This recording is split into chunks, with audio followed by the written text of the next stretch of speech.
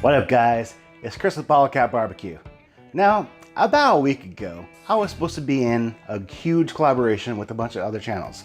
We've been doing these about monthly now, and it's a real lot of fun. Get you out of the box, get you thinking, and get you cooking new things. Well, I missed it. Work life, home life, not gonna explain it, not gonna excuse it, but this is gonna be my entry for the hashtag, the Great Chili Confrontation. Now, why is it called confrontation? That's simple. Beans or no beans? What goes in your chili? This is a collaboration with a bunch of channels out there. About last week, go search for the hashtag, the Great Chili Confrontation. I'll tag it below. Go search for there. Last count I saw was about 21 videos, so there's a lot out there. After you watch mine, go check theirs out. Let's get to it. What I'm doing is a competition chili. No, not a chili that you would turn in for a competition. A chili you would make at a competition. Sounds confusing, I know. Let me explain. There's a lot of ingredients in here that you would find out at a competition. Now, obviously, some of these things you have to bring with you in order to make it, but trust me, there's gonna be a few items in here that you will see at every competition. It's gonna be really easy. We're gonna start everything up on the stove, get it all worked together, then we're gonna take it out to the Green Mountain. That's right, I'm using my pellet cooker today. That's because I want it engulfed in smoke the entire time. I want it to be around 250 so it gets that simmer and it simmers for a couple hours. I know you've seen recipes out there to do it in a crock pot. I have one already. Go check it out, it's right here. And there's recipes out there that call for you to sit in over a pot, stirring all day long, just letting those flavors meld together. Well, I promise you, we're gonna be doing that on the stove, but a lot of the flavors are gonna come out of the smoke as it works over the chili. We mix it in. I can't wait. So let's head over to the stove and get this chili started. Now I got my cast iron heating up, about over medium heat. First thing we're gonna do is we're gonna get some oil in here. So we got one whole white onion right here. And we're just gonna stir this in, let this cook down for a few minutes, probably about 5 or 6 minutes, just until they get softened up a little bit. While they cook down, just add a little bit of salt, bring out the flavor. These are right about where we want them. We don't want to cook them down too much, just enough to get them loosened up, get really some flavor, because they're gonna keep cooking. That's good. All right, so we are gonna add our peppers. So I have one whole red bell pepper in here, as well as 3 fresh garlic cloves. Just like with the onions, I want these to release their flavors, cook down a little bit before we continue. Now, if you notice, not all the sizes of these cuts are the same. There's some small dices, medium, and I got some big chunks in here. That was on purpose. I want different textures in this chili. As it cooks down, the smaller pieces are gonna just disappear into the chili, but these bigger pieces are gonna give you a nice little bite. I've only been cooking these for just a couple minutes, especially the garlic. You want the garlic burning. So far, this has just been stuff that you would find at home when you're cooking any stew or chili. Not really finding usually at a competition. That's about to change. Bring in the meats. So this is a tri-tip I cooked the other day. I chose tri-tip because it is something you often find at a competition. Look at the smoke ring on that.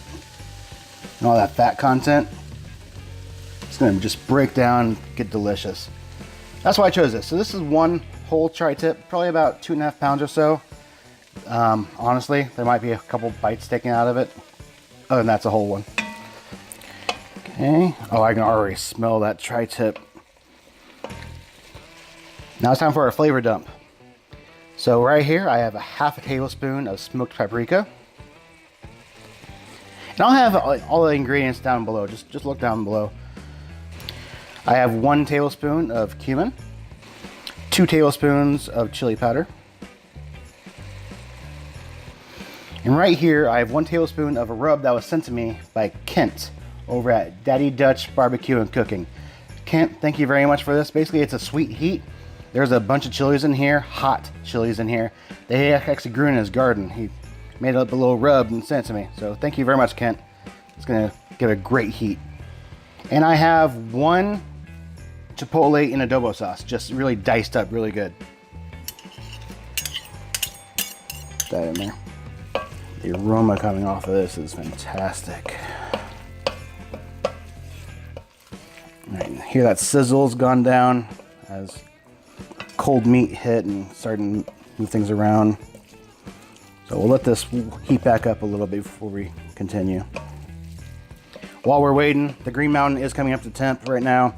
Again, I have it set at 250. It's been a couple more minutes. Let this stuff sit, warm up, release some juices. See, it's coming together really nice. And great color, texture. And on the bottom, because of all the juices, there is some scorching a little bit. That's okay. We are over a medium heat, so it's not going to burn at all.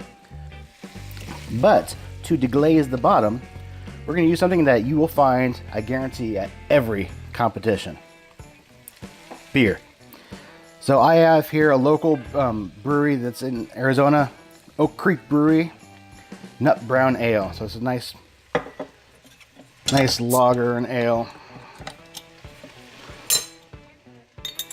We're gonna just pour this right in, all of it.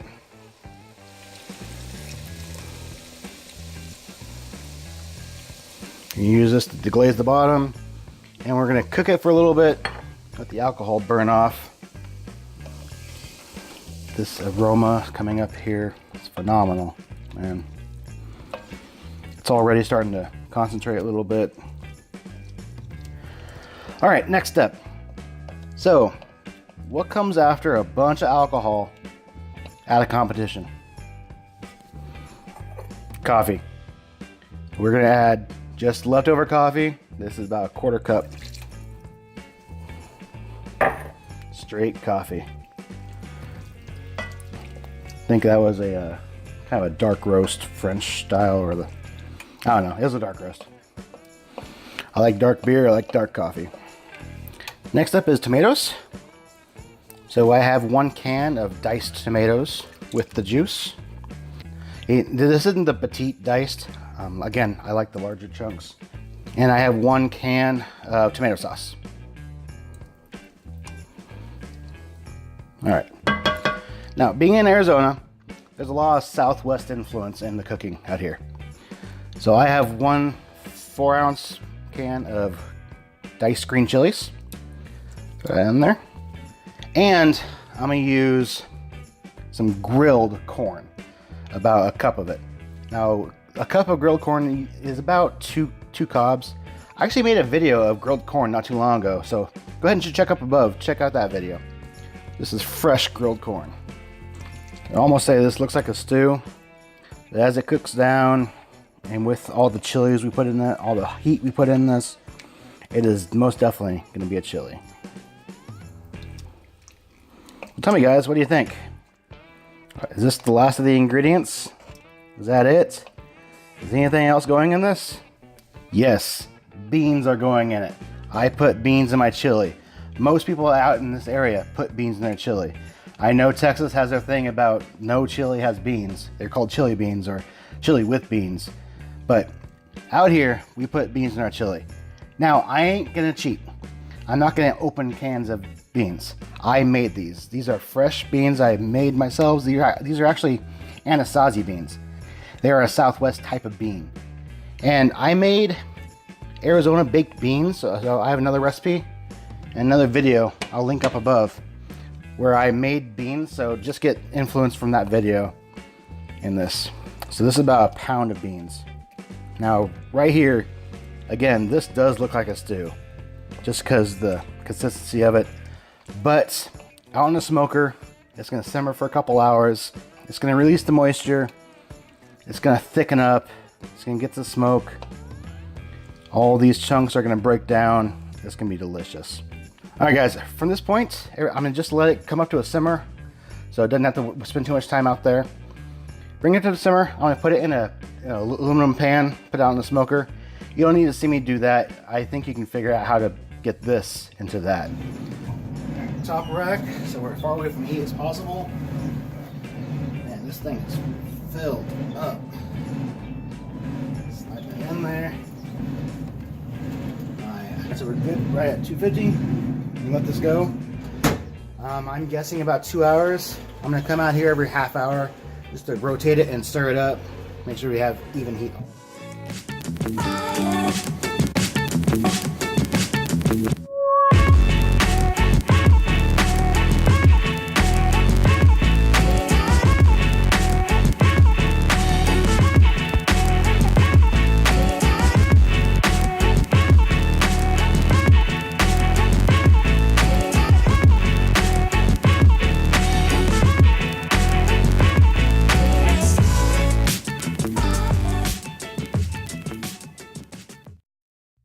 Here's the finished product. Pulled it just shy of 2 hours. Just like anything else, you look for what you're looking for. It's not to a time. And the consistency and the thickness of it was just perfect, so I pulled it. As it cools, it's gonna thicken up just a little bit more. So I don't wanna go too long. But this just looks awesome. All right, let's skip some of this. It looks great.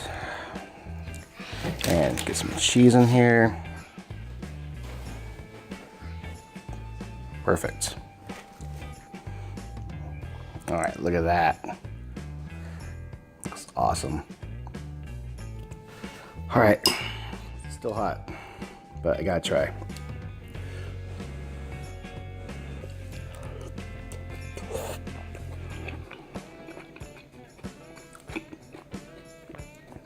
Definitely spicy. Onions still have bite. The meat's tender. It's not chewy. Here, look. See the cheese pulling up. Yeah. It's great.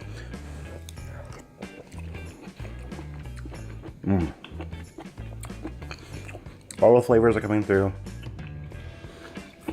It's hot. Great amount of heat. It is hot.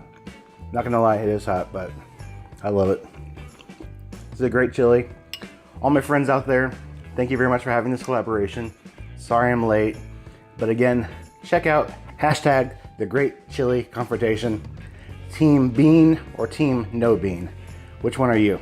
Let me know down below. All right, guys, I'm gonna enjoy this bowl of chili. You guys have fun, and remember, keep on grilling. See ya. Beans or no beans? Which team are you on? Let me know that. Let me know. Which team are you on? Let me know down below. All right. Let me know down below. Let me know down below. Let me know down below. Anyway,